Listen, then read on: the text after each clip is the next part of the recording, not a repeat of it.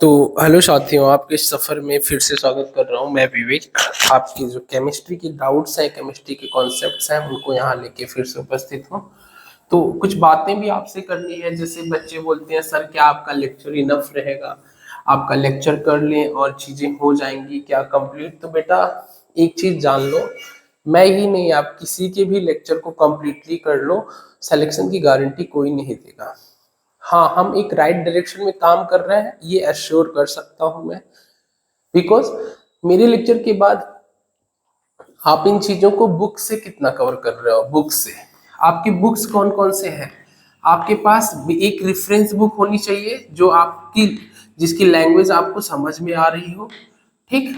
और मैं हमेशा थोड़ा सा फेवर करता हूँ एनसीईआरटी के। उसके रीजन है क्यों करता हूँ, क्योंकि क्वेश्चंस ना जो फॉर्म्ड होंगे उसका, उसके लिए ये रेफरेंस एनसीईआरटी होता है। तो मैं शुरू से कहता हूँ एनसीईआरटी देखो देखो।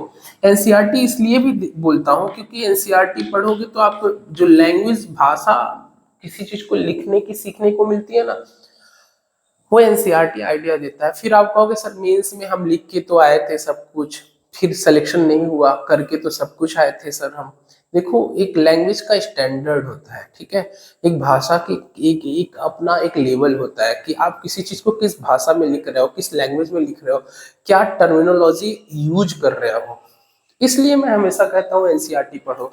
तो मेरे लेक्चर के बाद आप एलटी के लिए पढ़ रहे हो, चाहे एलटी पढ़ रहे हो, चाहे लेक्चरर पढ़ रहे हो, लेक्चरर के लिए तो चीजें थोड़ी ब्रॉड हो जाती हैं। ऑनेस्टली बताऊं, आप अपने जो रेफरेंसेस आज सभी के अलग अलग होंगे, आप इनफ समझदार हो, आप उनको फॉलो करो। लेकिन एलटी वाले लोग ना कंफ्यूज ना हो, वो एनसीईआरटी तो फॉलो ही करें। अब बहुत सारे बच्चे बोल रहे हैं सर एनसीईआरटी समझ में नहीं आ रही है।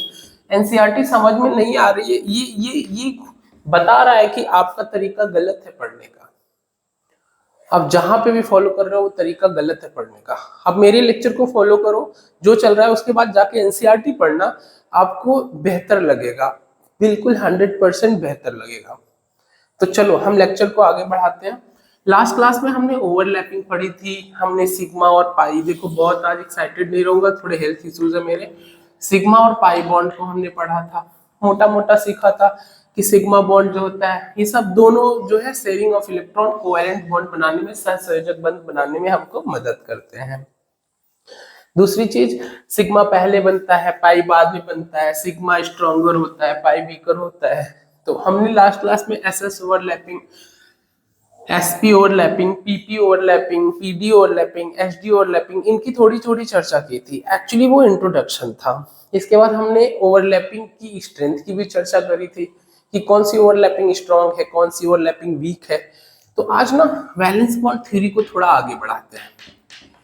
अब आप एनसीईआरटी जरूर फॉलो करना। मैं ना यहाँ पे लिखता कम हूँ, बहुत सारे बच्चों को इशू आ जाएगा नोट्स का। मेरे लेक्चर में ना नोट्स का इशू बहुत आएगा कि नोट्स क्या बनाए, नोट्स क्या बना रही। बचपन से आपने नोट्स ही तो बनाया है, क्या कर लिया आज तक, क्या कर लिया आपने नोट्स बना बना के बचपन से? कुछ हुआ क्या? नहीं हुआ ना। तो जो तरीका है ना पढ़ने का, चीजों को समझने का, पहले आप उसको समझिए। जब आप उसको समझेंगे तो आपके पास नोट्स तो दुनिया भर के, आज के डिजिटल टाइम में, अरे यार टेलीग्राम पे जाके टॉपिक का नाम दे दो, 1000 नोट्स आ जाएंगे। गूगल पे डाल दो, 1000 नोट्स आ जाएंगे। नोट्स कौन सा बड़ा इशू है? चीजों को एक बार समझ लोगे ना, मेरा कहना है समझ लो, समझ के बुक फॉलो कर लो। मैं तो बुक को ही अपना नोट्स मान लेता हूँ।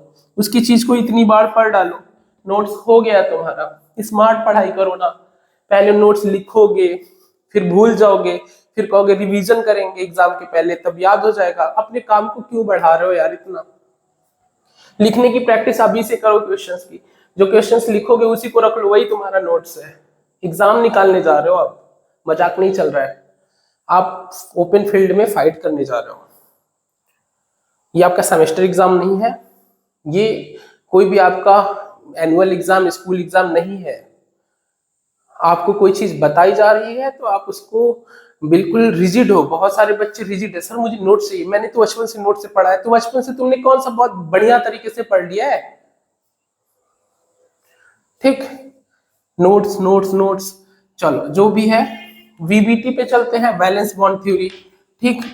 वैलेंस बॉन्ड थ्योरी हमें ये बताता है, अब जो मैं बोल रहा हूँ वो बुक्स में मिलेगा, आप मेरे लेक्चर के बाद बुक्स पढ़ो, मेरी एक एक बात को बिल्कुल फॉलो करो कि वीबीटी कहता है दो एटॉमिक ऑर्बिटल्स, कोई भी एटम है वो आपस में आएंगे, आपस में ओवरलैपिंग करेंगे, ओवरलैपिंग किसका होगा, ऑर्बिटल्स का, और जब ऑर्बिटल्स का ओवरलैपिंग होएगा तो बॉन्ड बनेगा, राइट, बॉन्ड बनेगा, ऑर्बिटल्स का ओवरलैपिंग होके क्या बनेगा, बॉन्ड बनेगा। अब ऑर्बिटल्स की ओवरलैपिंग मैंने चर्चा कर दी, ओवरलैपिंग के लिए आप सिग्मा और पाई बॉन्ड, रेफरेंस भी मैंने दे दिया है, आप बुक्स पढ़ोगे तो आपको और कुछ पढ़ने को मिलेगा, बहुत सारी बातें मिलेंगी, अच्छा लगेगा आपको। तो सिग्मा और पाई बॉन्ड को फॉर्मेशन कर दिया हमने।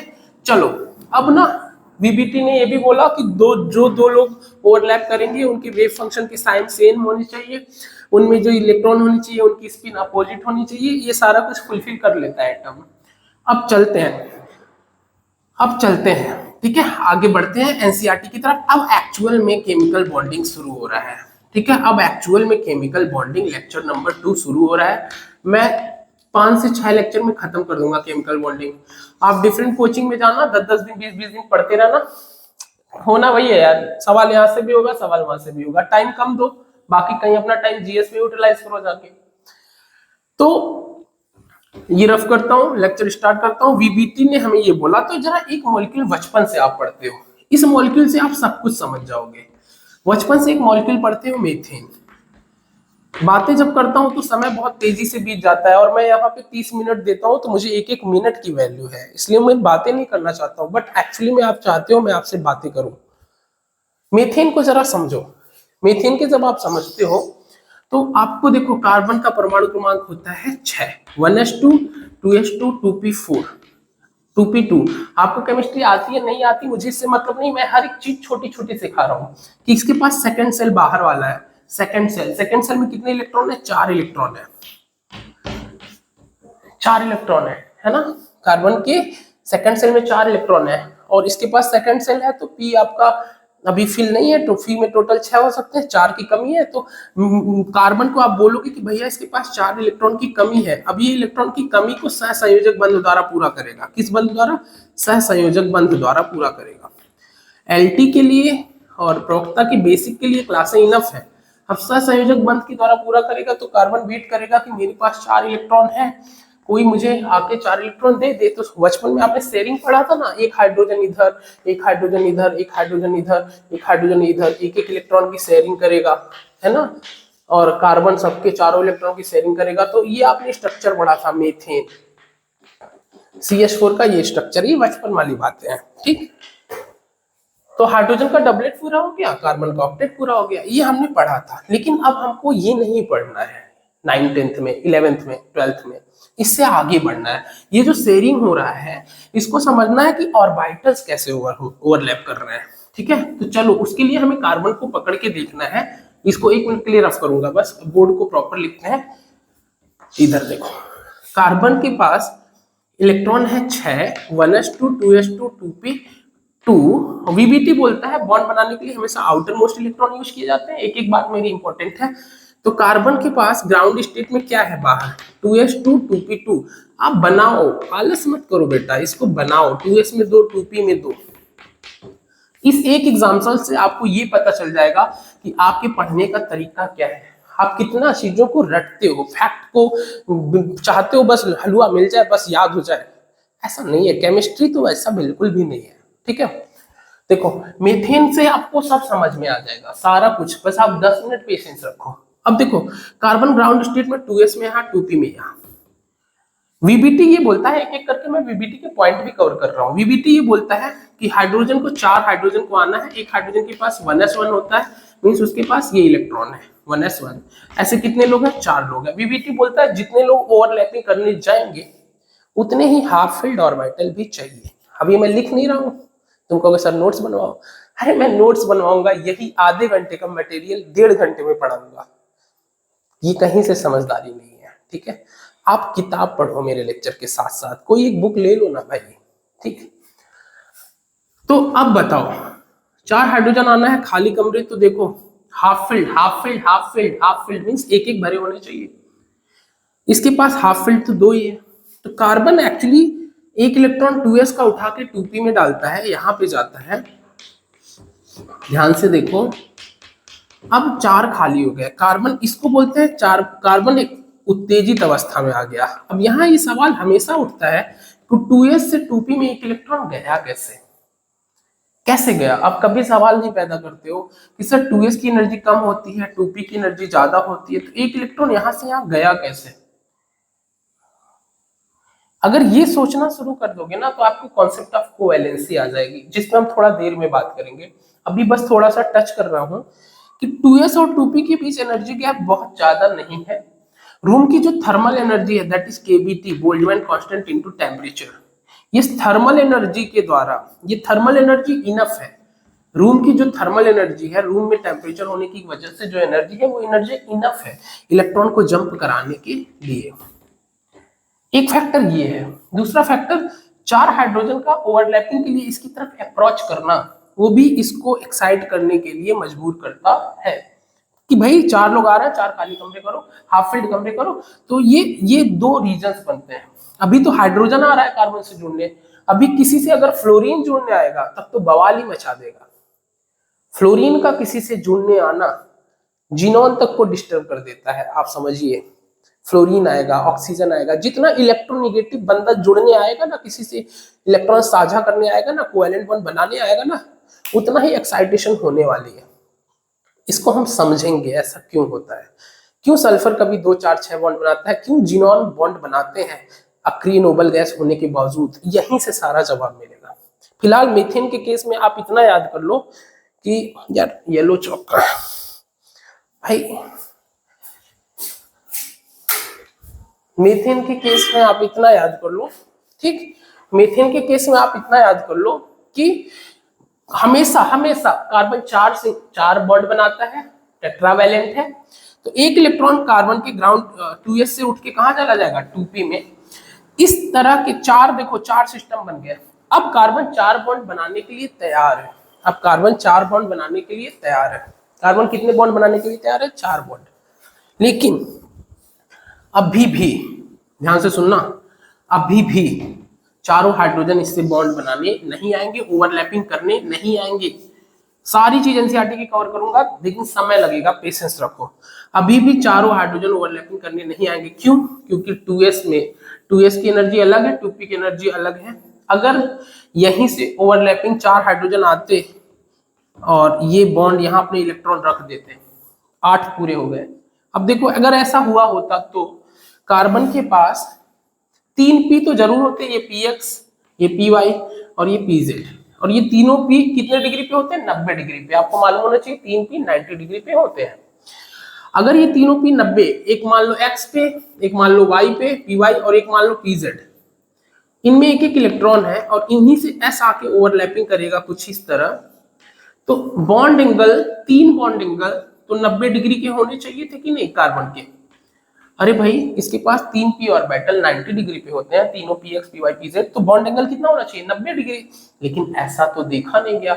आपकी जानकारी के लिए बता दूं, मीथेन का स्ट्रक्चर टेट्राहेड्रल होता है, चतुष्फली होता है, बॉन्ड एंगल 109 डिग्री 28 मिनट होता है। तो बॉन्ड एंगल 90 तो है नहीं। कुछ लोग कहेंगे सर ये सब नहीं जानना है, हमको डायरेक्ट वो पढ़ाओ जो एग्जाम। अरे भाई इसी से कॉन्सेप्ट बनेगा, इसी से समझ डेवलप होगी, इसी से आपको वो भी आएगा। आपका जो तरीका अभी तक पढ़ने का था वो गलत था, ठीक है। आप इसको पहले समझिए कि मीथेन में 3 p 90 पे है, अगर 4 हाइड्रोजन बॉन्ड बना लिया होता तो बॉन्ड एंगल 90 होना चाहिए था, लेकिन ऐसा होता नहीं है।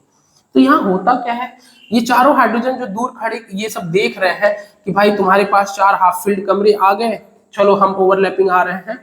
वो मना कर देंगे, वो ओवरलैपिंग के लिए नहीं आते। वो कहते हैं पहले तुम चारों बराबर हो जाओ। ये वही बात हो गई, एक के साथ बेईमानी हो जाएगी ना, एक अलग 3 अलग, चारों हाइड्रोजन तो एक जैसे ही हैं, एक के साथ बेईमानी क्यों। तो उसके लिए ना ये सब सारे ऑर्बिटल्स, ये सारे ऑर्बिटल आपस में मिक्सिंग करते हैं। मिक्सिंग, इसी को बोलते हैं संकरण। क्या बोलते हैं, संकरण, हाइब्रिडाइजेशन। हाइब्रिडाइजेशन तो परिभाषा रटने की जरूरत नहीं है, हाइब्रिडाइजेशन की जरूरत क्यों पड़ी। मिक्सिंग क्या है, mixing of unequal energy level orbital, वही क्या है, hybridisation.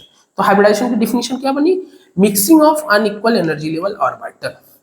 Mixing of unequal energy level orbital, unequal energy level orbital. अब सुनिए, मिक्सिंग होगा क्या, इक्वल एनर्जी लेवल के ऑर्बिटल चारों गुलू गुलू करके मिक्स हो जाएंगे, मिक्स करके चार बराबर कमरे बनाएंगे। ध्यान से सुनना, 1 2 3 4।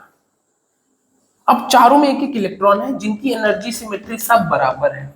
इन चारों का नाम sp3 होगा, चारों का नाम sp3 होगा। एक s और 3p मिक्स किए हैं, इसलिए हाइब्रिडेशन का नाम क्या हो गया, sp3। हाइब्रिडेशन का नाम हो गया sp3। इस तरीके की मिक्सिंग को sp3 मिक्सिंग बोलेंगे। क्या बोलेंगे, sp3। आज इसी पे चर्चा करनी है, ये क्लास इसी की होने वाली है, sp3 मिक्सिंग। एक s और 3p मिलके चार बराबर कमरे की बनाए, इनको बोलते हैं हाइब्रिड ऑर्बिटल। क्या बोलते हैं, हाइब्रिड ऑर्बिटल। हाइब्रिडेशन के बाद जो हाइब्रिड ऑर्बिटल्स बनते हैं वो क्या होते हैं, हाइब्रिड ऑर्बिटल। और कितने हाइब्रिड ऑर्बिटल बनेंगे, जितने लोग मिक्सिंग में पार्टिसिपेट करेंगे। यहाँ 4 लोग कर रहे थे तो यहाँ कितने बने, 4। तो हाइब्रिड ऑर्बिटल की संख्या भी कितनी होगी, जितने लोग मिक्सिंग में पार्टिसिपेट करेंगे। हाइब्रिड ऑर्बिटल की संख्या कितनी होगी, जितने लोग मिक्सिंग में पार्टिसिपेट करेंगे, जितने ऑर्बिटल मिक्सिंग में पार्टिसिपेट करेंगे। अब देखो मेन सारी बातें, जितने ऑर्बिटल मिक्सिंग में पार्टिसिपेट करेंगे, सारी बातें हो जा रही हैं। अगर आप बहुत नोट्स चिल्लाओगे, आप इस एग्जाम के लिए या किसी भी कॉम्पिटिटिव एग्जाम्स के लिए नहीं बने हो। सीधी सी बात, जितने ऑर्बिटल मिक्सिंग में पार्टिसिपेट करेंगे वो हो जाएगा मिक्सिंग। बुक्स फॉलो करो ना यार मेरे लेक्चर के साथ। अब समझना, मोटा मोटा तो आपने बोल दिया कि सर अगर मिक्सिंग नहीं होती बॉन्ड बन गया होते तो बॉन्ड एंगल 90 होना था, लेकिन ऐसा होता नहीं है, 109 डिग्री होता है। तो आपने बोला चारों को बराबर करने के लिए मिक्सिंग करते हैं, sp3 मिक्सिंग। ठीक, sp3 मिक्सिंग, इसका नाम, इस मिक्सिंग को नाम दिया। और मीथेन में सबसे पहले सीखा हाइब्रिडाइजेशन। कार्बन का sp3 होता है, कार्बन के पास ना कोई s है ना कोई p है, सब कुछ मिलके 4 नए बराबर कमरे बनते हैं जिनका नाम है sp3, जिनको बोलते हैं हाइब्रिड ऑर्बिटल। कितने हाइब्रिड ऑर्बिटल बनेंगे, 4 बनेंगे। उन चारों में एक एक इलेक्ट्रॉन रखे जाएंगे। अब आने वाले 4 हाइड्रोजनों को कोई दिक्कत नहीं है, वो आएंगे बेटा और इनको पेयर करते हुए मस्त खुश होकर मॉलिक्यूल का निर्माण कर लेंगे, दैट इज मीथेन। अब इसके कुछ और पर्सपेक्टिव को देखते हैं, और पर्सपेक्टिव को देखते हैं कि मिक्सिंग होने से हुआ क्या। ठीक, आई होप ये क्लियर है, बोर्ड क्लियर है। क्लास हमारी कितने टाइम की हो गई, 17 मिनट। ठीक है, हमारे पास टाइम है। ये सारा कुछ कहानी बस एक बार सिखा रहा हूं, इसके बाद कॉम्पिटिटिव अप्रोच पे सारे मॉलिक्यूल्स, जैसे हम नीट के लिए, जेई के लिए, जैसे हम एग्जाम निकालने के लिए सिखाते हैं, डायरेक्ट सिग्मा पाई बॉन्ड बताओ, sp3 sp3 d2 sp सब कुछ डायरेक्ट करोगे, सेकेंड्स में करोगे। लेकिन पहली बार कहानी जाननी जरूरी है, फर्स्ट टाइम पेशेंस रखिए आप। ठीक, सब कुछ डायरेक्ट मैं सिखाऊंगा, थोड़ा सा मैं रफ करूंगा, मुझे स्पेस चाहिए। 4 sp3 कमरे हो गए। अच्छा, ये बोर्ड अगर यहाँ पूरे दिख रहे हैं तो मैं यहाँ पे सिखाता हूँ। आई होप ये दिख रहा हो, हाँ दिख रहा है, ये थोड़ा सा ले लेता हूँ। ठीक, अब समझिए जरा, मिक्सिंग अगर नहीं हुई होती तो हुआ क्या होता, कार्बन और हाइड्रोजन के बीच बॉन्ड एंगल 90 डिग्री होते। कितने डिग्री होते हैं, 90 डिग्री, सब 90-90। एक्चुअली कार्बन की साइज हाइड्रोजन की साइज बहुत ज्यादा डिफरेंसेस नहीं है। ठीक, बहुत, हाइड्रोजन हालांकि छोटा है। और इस CH बॉन्ड में बीच में 2-2 इलेक्ट्रॉन आते हैं, 2-2 इलेक्ट्रॉन आते हैं। देखो 4 लोग हैं, एक सेंट्रल एटम है, एक ये है, एक ये है, एक ये है, एक s को तो छोड़ ही दे रहा है, चौथे हाइड्रोजन को कंसीडर नहीं कर रहा है। इनके बीच में इतनी क्लोज प्रॉक्सिमिटी है, इतना ये नजदीक है कि इनके बीच में जो सिग्मा इलेक्ट्रॉन है ना, जो बॉन्ड के बीच में इलेक्ट्रॉन है, उनके बीच लगता है इलेक्ट्रॉनिक रिपल्सन। इलेक्ट्रॉनिक रिपल्सन ये टर्म मैं इसलिए यूज कर रहा हूं क्योंकि मुझे VSEPR थ्योरी यही इंक्लूड करना है। इलेक्ट्रॉनिक रिपल्सन, इनके बीच रखता है इलेक्ट्रॉनिक रिपल्सन। अब इस इलेक्ट्रॉनिक रिपल्सन को ये हर छोटा बच्चा समझ सकता है। थोड़ा समय दो, आधे घंटे, जीवन में बहुत समय वेस्ट किए हो, सही चीजों पे थोड़ा समय दो। इलेक्ट्रॉनिक रिपल्सन, इस इलेक्ट्रॉनिक रिपल्सन को दूर करने की जरूरत है। क्या करने की जरूरत है, दूर करने की जरूरत है। ये बॉन्ड अनस्टेबल है इलेक्ट्रॉनिक रिपल्सन के कारण, इसको मतलब दूर करो, ये इलेक्ट्रॉनिक रिपल्सन दूर करो। तो होता क्या है, ध्यान से, होता क्या है सुनना। जो आपके पास ना, अब आई होप ये हो गया, अब ये रफ करूंगा मैं। जो आपके पास कार्बन के पास 3p ऑर्बिटल है, एक s है मिक्सिंग से पहले, ये 90 डिग्री पे सर आपने बोला, सब 90-90 पे है। ये कहते हैं कि ये बॉन्ड एंगल 90 है, इसी से ओवरलैपिंग करके s अपना बॉन्ड बनाएगा। तो इस इलेक्ट्रॉनिक रिपल्सन को दूर करो। इलेक्ट्रॉनिक रिपल्सन है सिस्टम में और सिस्टम अनस्टेबल है, तो वो करते क्या है, ध्यान से सुनिएगा। वो कहते हैं कि मेरे पास जो p ऑर्बिटल 90-90 डिग्री पे पड़े हैं ना, इस p ऑर्बिटल को, ये p ऑर्बिटल है सारे, ठीक, इस p ऑर्बिटल को जो 90-90 डिग्री पे है, जिनमें एक एक इलेक्ट्रॉन है, इनके बीच एंगल बढ़ाओ, इनके बीच एंगल बढ़ाओ। और उसके लिए वो डिमांड करते हैं। एक्चुअली ना जो मिक्सिंग हुई ना 2s में और 2p में, ध्यान से देखो, 2s और 2p में जो मिक्सिंग हुई ना, वो उस मिक्सिंग की असली जरूरत 2p को थी। उसको अपने p ऑर्बिटल के बीच की बॉन्ड एंगल 90 को बढ़ाना था। उसके लिए वो s के पास जाते हैं और s से कहते हैं हमें परसेंटेज s कैरेक्टर दे दो। अब ये बहुत सारे टर्म में एक साथ ला रहा हूं। परसेंटेज एस कैरेक्टर मतलब हमें एस कैरेक्टर दे दो, हमें एस कैरेक्टर दे दो। अगर तुम मुझे एस कैरेक्टर दोगे, एस कैसा होता है, गोल होता है। अगर पी में एस कैरेक्टर, पी ऐसा होता है, पी में एस कैरेक्टर दोगे, पी में एस कैरेक्टर दोगे तो लोब्स ना स्वेल होंगी, बॉन्ड एंगल बढ़ेगा, एक बड़ा एक छोटा। जब P में S कैरेक्टर की एंट्री हो जाएगी तो देखो हाइब्रिड ऑर्बिटल आपने देखे ना बचपन से, ऐसे दिखते हैं। ऐसे क्यों बनाए जाते हैं, क्योंकि एक लोब में S कैरेक्टर की एंट्री हो चुकी है। जब इसमें S कैरेक्टर की एंट्री हो जाएगी, जब P वाले S के पास जाएंगे, इसी को मिक्सिंग बोलेंगे, इसी को मिक्सिंग बोलेंगे। मिक्सिंग हो रहा है, जब S के पास जाएंगे, ये बस एक बार पढ़ लो, उसके बाद मैं डायरेक्ट सारा ट्रिक के थ्रू सिखाऊंगा, एग्जाम के थ्रू सिखाऊंगा, लेकिन एक बार पेशेंस से इसको समझ लो कि P को असली जरूरत थी। P S के पास गया क्योंकि उसको बॉन्ड एंगल बढ़ाने की जरूरत थी, इस रिपल्सन को कम करने की जरूरत थी, तो वो S कैरेक्टर लेता है, इसलिए ये मिक्सिंग होती है। और ये बॉन्ड एंगल बढ़ के बढ़ के बढ़ के, आप याद करो, बढ़ के 109 डिग्री तक जाता है। यहां से कॉन्सेप्ट याद रखना, जितना ज्यादा एस कैरेक्टर दोगे, जितना ज्यादा परसेंटेज एस कैरेक्टर होगा, ध्यान से सुनना, उतना ही ज्यादा बॉन्ड एंगल होगा। ये फॉर्मूले आप रखते हो, थोड़ी सी समझ डेवलप करो ना। बंद कोड निकालने के लिए एस कैरेक्टर जितना ज्यादा, अभी मैं सिखाऊंगा, एसपी में एस कैरेक्टर 50, sp2 में 33, sp3 में 25, जितना ज्यादा एस कैरेक्टर बढ़ेगा उतना ज्यादा बॉन्ड एंगल बढ़ता है, ठीक है। अब ये एस कैरेक्टर इसमें आने की वजह से ये बॉन्ड एंगल 90 से बढ़ के 109 डिग्री तक जाता है। अब समझिए, ये सारी बात आप समझ रहे हैं कि क्यों हुआ। अब अगर एनर्जी के टर्म पे देखा जाए, एनर्जी के टर्म पे देखा जाए तो देखो 2s की एनर्जी कम होती है, 2p की एनर्जी ज्यादा होती है, ठीक है। आप अब जब जब मिक्सिंग हो रहा है, 2s में एक इलेक्ट्रॉन, 2p में ये इलेक्ट्रॉन थे, 2s 2p, मिक्सिंग से 2p का तो फायदा हो रहा है, बॉन्ड एंगल बढ़ेगा। 2s को क्या फायदा हो रहा है, एक्चुअली मिक्सिंग करने से ना, sp3 मिक्सिंग करने से एक जो 2s है उसको p कैरेक्टर मिल रहा है। उसको कौन सा कैरेक्टर मिल रहा है, p कैरेक्टर। इसकी वजह से उसमें डायरेक्शनल नेचर आ रहा है। क्या नेचर आ रहा है, डायरेक्शनल। और कल ही मैंने सिखाया था, p में डायरेक्शनल नेचर होना मतलब बॉन्ड को स्ट्रॉन्ग बनाता है। ये अच्छी बात है, 2s का भी कुछ फायदा हो रहा है तभी वो मिक्सिंग कर रहा है, अदरवाइज वो मिक्सिंग नहीं करता। आप मेरी बात समझ लोगे। जहां पे ना, जहां पे जैसे मैंने बोला सेंट्रल एटम छोटा है, 3 हाइड्रोजन है, बॉन्ड एंगल 90, इलेक्ट्रॉनिक रिपल्सन। अगर सेंट्रल एटम बहुत बड़ा कर दो, 3 हाइड्रोजन छोटे छोटे ऐसे पड़े रहे, अब ये दूरियां बढ़ गई, रिपल्सन कम हो गया, जैसे pH3 है, वहां पे हाइब्रिडाइजेशन की जरूरत ही नहीं है, वहां पे इलेक्ट्रॉनिक रिपल्सन है नहीं, तो वहां पे हाइब्रिडेशन की जरूरत है नहीं। अब ये सारी बातें होंगी, बेहतरीन बातें होंगी। अब जरा इसको समझिए कि मिक्सिंग से 2p का तो बॉन्ड एंगल बढ़ना था, 2s को क्या फायदा था, 2s को डायरेक्शनल नेचर मिल रहा है। मेरा पिछला लेक्चर देखो, what is the meaning of directional nature. अच्छा, 2s में 2p कैरेक्टर आया तो 2s की एनर्जी बढ़ेगी। ऑफ कोर्स 2p की एनर्जी ज्यादा होती है तो उसमें p आ रहा है तो एनर्जी बढ़ेगी, और 2p में s आ रहा है तो 2p की एनर्जी घटेगी। तो अल्टीमेटली जो 4 ऑर्बिटल बनेंगे ना, उनकी एनर्जी यहाँ कहीं लाई करेगी, 2s से ज्यादा 2p से कम, इनमें एक एक इलेक्ट्रॉन रहेंगे। और ये बढ़िया है, चारों एनर्जी, चारों ऑर्बिटल बन गया। और चारों का नाम क्या है बेटा, sp3। चारों का नाम है sp3। इनको बोलते हैं हाइब्रिड ऑर्बिटल। इसमें s कैरेक्टर कितना है, बेसिक 25, 4 लोग हैं, एक s तो 25% s कैरेक्टर। बचपन से ना ये एनसीईआरटी में आप ढंग से पढ़ो ना, मजा आ जाएगा।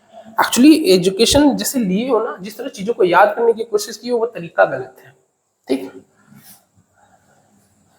तो तो हाइब्रिडाइजेशन पे बात हो रही है। हाइब्रिडाइजेशन क्यों हुआ? इलेक्ट्रॉनिक रिपल्सन को दूर करने के लिए 2p अपना बॉन्ड एंगल बढ़ाना चाहता था। जितना ज्यादा एस कैरेक्टर लेगा, जितना ज्यादा मिक्सिंग होगा, उतना ही ज्यादा बॉन्ड एंगल बढ़ेगा। जैसा कि मेथेन मॉलिक्यूल में कार्बन की हाइब्रिडेशन कितना है?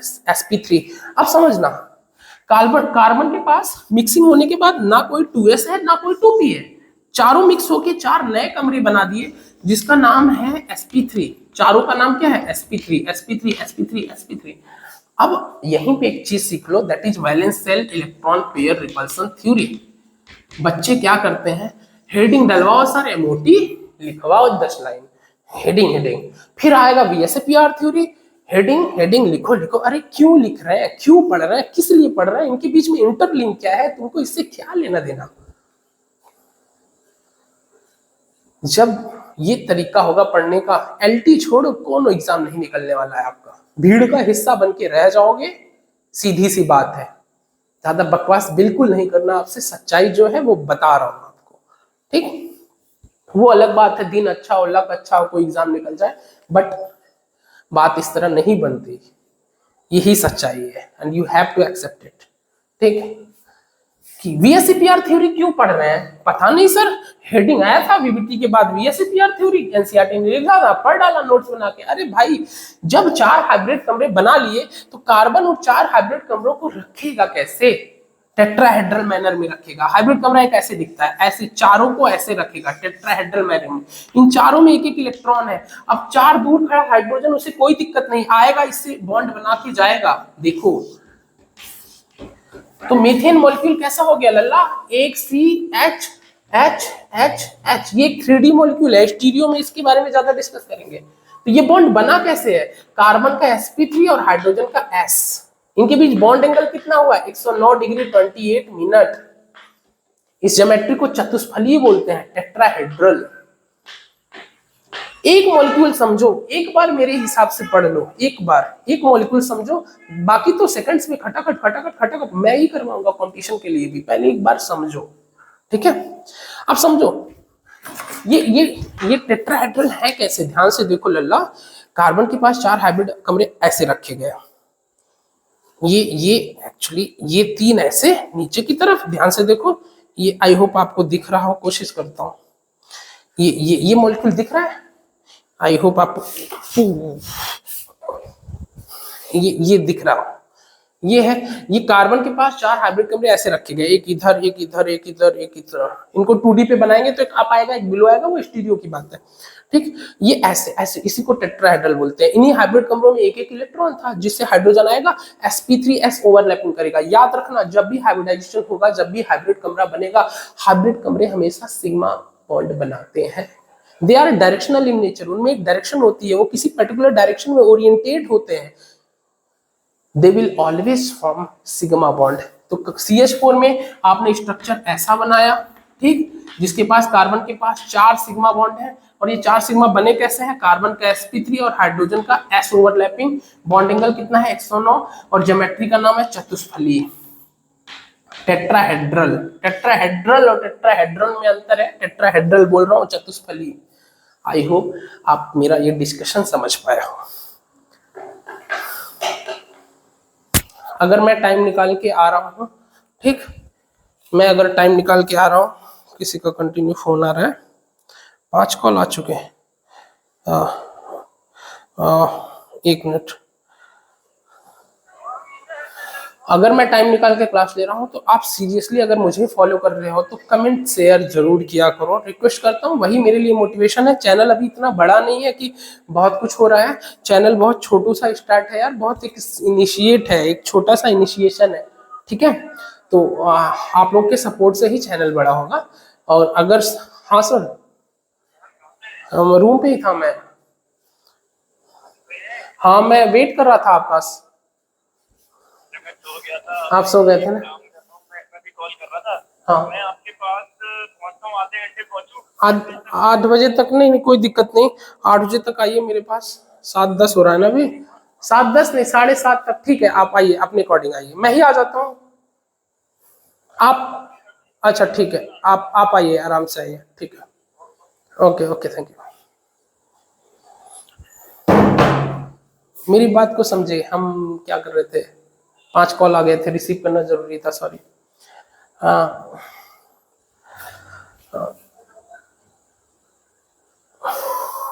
ठीक। हम क्या डिस्कस कर रहे थे? चलो लिवन, हाँ हाँ ठीक है। मीथेन, मीथेन में कार्बन की हाइब्रिडेशन sp3, sp3 का मतलब क्या है, मिक्सिंग की जरूरत क्यों पड़ी, मिक्सिंग से 2p को क्या फायदा हुआ, मिक्सिंग के 2s से क्या फायदा हुआ, मिक्सिंग करने के बाद एनर्जी ऑर्बिटल sp3 के कहाँ लाई करते हैं, वो हाइब्रिड कमरों की डायरेक्शन क्या होगी, टेट्राहेड्रल क्या है, कैसे रखा गया है, वीएसईपीआर थ्योरी इंक्लूड किया हूं, अभी इसके बारे में डिटेल में चलेगा।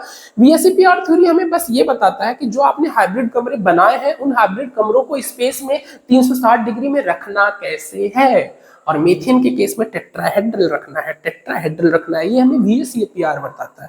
क्योंकि ध्यान से सुनिएगा, उन हाइब्रिड कमरों में इलेक्ट्रॉन आने वाले हैं, दो दो इलेक्ट्रॉन रहेंगे ना, बॉन्ड बनेगा ना, और उन हाइब्रिड कमरों में दो दो इलेक्ट्रॉन रहेंगे लल्ला, वो दो दो इलेक्ट्रॉन सिग्मा इलेक्ट्रॉन को हम मैक्सिमम चाहेंगे कि दूर दूर रखें, ताकि उनके बीच में इलेक्ट्रॉनिक रिपल्सन कम हो, इलेक्ट्रॉन इलेक्ट्रॉन रिपल्सन सबसे कम हो। भाई हाइब्रिडेशन का मेन पर्पज क्या था, हाइब्रिडेशन का मेन पर्पज था इलेक्ट्रॉनिक रिपल्सन को दूर करना। अगर वो पर्पज हम भूल जाएंगे तो हम सिलेबस ही भूल जाएंगे। हमको सिग्मा पाई बाउंड काउंट करके जो बचपन से sp sp2 sp3 sp करते हो, अरे यार सब्जेक्ट की फीलिंग कब लोगे भाई, सब्जेक्ट की फीलिंग नहीं लोगे, सब्जेक्ट से जुड़ोगे नहीं, सब्जेक्ट में मन नहीं लगेगा, सब्जेक्ट में मोटिवेशन नहीं आएगा, फिर कहोगे सर मुझे केमिस्ट्री नहीं आती, मैं तैयार कहां से करूं, कौन सा बुक फॉलो करूं।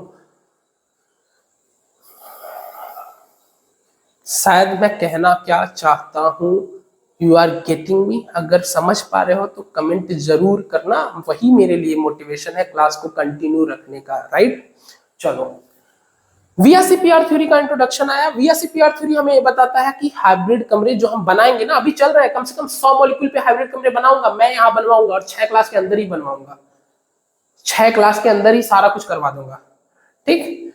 एसपी sp2 sp3 सब करवा दूंगा, ठीक, मैं ही करवाऊंगा। वीएसईपीआर थ्योरी बस मोटा मोटा याद रखो, हमें ये बताता है कि हाइब्रिड कमरों को स्पेस में रखना कैसे, मीथेन में रखना सिखा दिया, टेट्राहेड्रल पे ऐसे रखना, उन्हीं से चारों हाइड्रोजन आके अलग अलग डायरेक्शन से सिग्मा बॉन्ड बना लेगा, क्योंकि हाइब्रिड ऑर्बिटल्स हमेशा सिग्मा बॉन्ड बनाते हैं। आई होप आपको इतनी मेरी बात क्लियर है।